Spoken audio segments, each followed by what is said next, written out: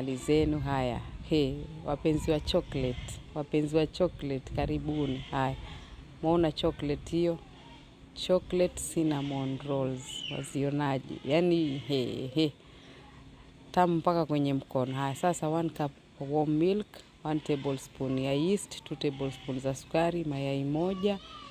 Alafu utachukua na margarine, 1/4 cup.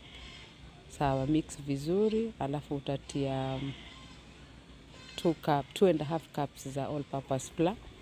Changanya vizuri. Alafu utaweka 1/4 cup ya cocoa powder.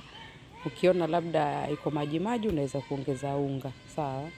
Alafu utakanda, utauacha urest for kama 45 minutes ama 30 minutes ufure.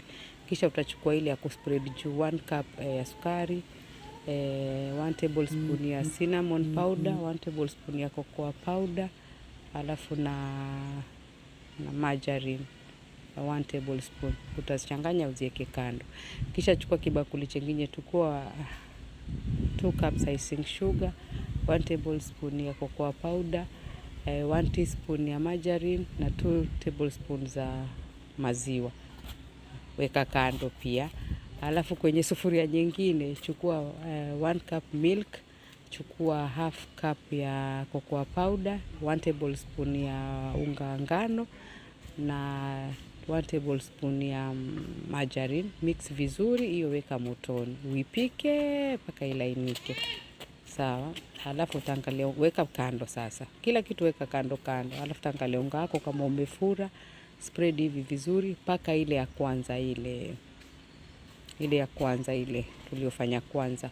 Kata shapes zako. Alafu weka kwenye hiyo greased pan yako yenye utabake nayo. Sawa, utaikunja hivi ambavyo waona. Alafu utaziacha tena kama 10 minutes to 15 minutes zifure tena, zibake. Ukishazitoa utachukua zile topping zako sasa. Kuna hii na kuna hii. Sijui kama hata mwazikumbuka, yani kuna hiyo ya kwanza utapaka ile ngumu. Kuna ngumu na kuna ile light ambayo ni garnish. Ile nikapika. Hii ambayo sikupika utaipaka, alafu ile ambayo unapika ile inaitwa nini, ganache ile mwagie juu. Sawa?